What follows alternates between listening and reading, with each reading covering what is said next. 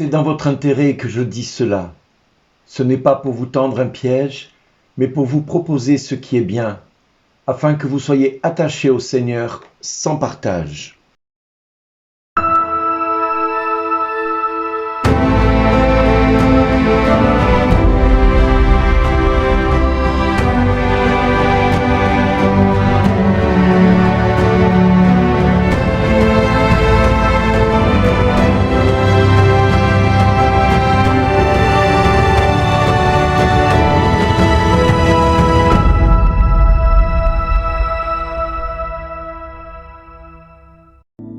Aujourd'hui, le message vous est adressé par Bernard Dille. Bonjour les amis, aujourd'hui l'Église nous invite à avancer vers le Seigneur avec un cœur sans partage, avec un cœur qui soit totalement dévoué, donné à Dieu. J'aimerais d'abord et avant tout dire à chacun de vous et à chacune de vous que parfois vous devez peut-être me trouver un petit peu trop très radical dans certains de mes propos concernant l'attitude de l'Église. L'attitude de l'Église, mais qui parfois peut nous surprendre par son attitude, par ses réflexions, par ses non-attitudes et ses non-réflexions, par ses agissements et ses non-agissements. L'Église, elle est faite d'hommes comme vous et moi. Pourtant, si nous devons tirer quelque chose comme leçon de l'histoire de l'Église, c'est qu'elle a toujours été par moments remplie de sagesse et par moments remplie de folie. À suivre les écrits de Paul pour commencer à fonder les premières communautés religieuses dans lesquelles ces femmes et ces hommes décident de suivre le Christ sans partage, renonçant à tout et à suivre le Christ dans la pauvreté. Je pense à Saint François et Sainte Claire qui ont été les initiateurs, on va dire, de la vie monastique dans l'ensemble du monde aujourd'hui. Nous pouvons être sûrs d'une chose, c'est que le modèle spirituel que Saint François a bâti et pour permettre à l'Église de renaître de ses cendres, de renaître de ses calvaires, de ses turpitudes, a apporté à l'Église un vent nouveau, un vent neuf, mais en même temps a posé de sérieux problèmes pour l'Église de l'époque qui devait gérer une profusion de vocations qui arrivaient en son sein, qui suivaient Saint François, qui suivaient toute l'histoire de Saint François. Et Saint François lui-même aura du mal à canaliser ceux qui le suivront, et nous verrons un premier schisme éclater au sein même de la confrérie de Saint François, en faisant naître les franciscains et les capucins.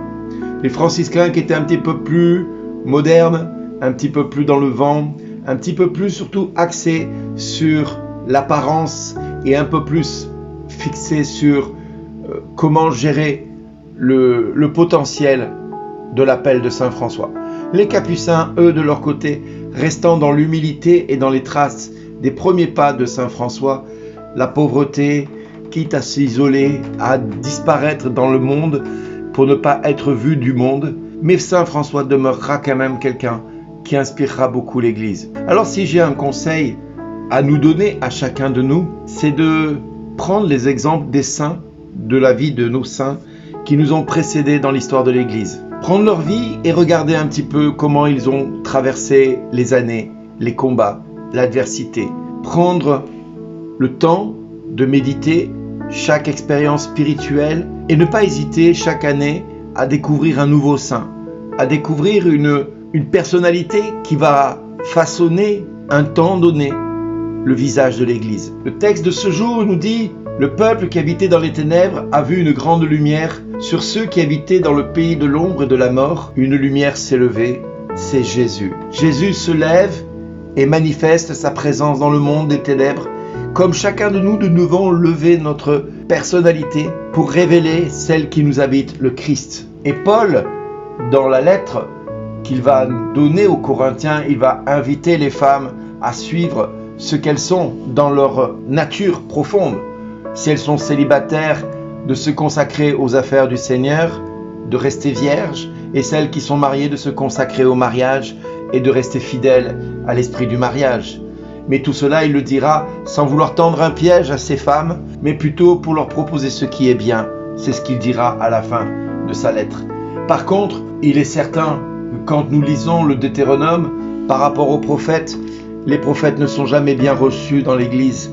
Ils ont toujours été en frange de la société, mal perçus, mal compris et surtout rejetés parce que souvent trop proches de Dieu, trop proches de ce que Dieu veut et que l'Église, au fil des siècles, est devenue récalcitrante à ce que Dieu demande parce que trop exigeant dans le quotidien. Le prophète, lui, ne compte à rendre qu'à Dieu et c'est ce qui l'anime et c'est ce qui le fait aller de l'avant. Et souvent, on reprochera au prophète de corriger le peuple, de corriger les erreurs des rois, de corriger les erreurs de l'Église plus tard. Nous verrons également d'autres saints paraître avec une onction prophétique. Je pense à Padre Pio, je pense à Saint Charbel, je pense également à Mère Teresa ou à Sainte Catherine de Sienne ou Thérèse d'Avila, Thérèse de Lisieux, qui elles vont être aussi des visages très emblématiques de l'Église, mais qui vont nous apporter une vision prophétique où tout doit être tourné vers Dieu, tout comme Jeanne d'Arc disait « Dieu premier servi ». C'est cela notre foi, c'est cela que nous pousse à vivre notre baptême, à ne pas hésiter à être prêtre, prophète et roi partout où nous sommes, partout où nous vivons, afin que partout où nous agissions, nous puissions voir en nous l'autorité qui nous habite, l'autorité du Christ, et d'être capable de dire, quand le diable se présente dans notre vie, tais-toi, parce que c'est souvent le diable qui va vouloir détrôner un homme ou une femme qui décide de servir Dieu. Alors des fois de dire tais-toi, sors de cet homme, ou sors de mon rayon d'action, va permettre à l'Église de pouvoir continuer à exister à travers la vie de cet homme ou de cette femme qui va donner sa vie et qui va servir Dieu plus que tout au monde. Soyons indulgents vers ceux qui se trompent, soyons surtout miséricordieux parce que Dieu nous demande d'être miséricordieux. Et Dieu lui-même ne juge et ne fait exception de personne. Il attend que chaque homme, chaque femme, quel que soit son rang dans l'Église, dise « Amen, Seigneur, ton serviteur écoute, ta servante écoute. Je suis prêt à faire ta volonté, pourvu que ta gloire soit manifestée. Amen. Merci d'exister.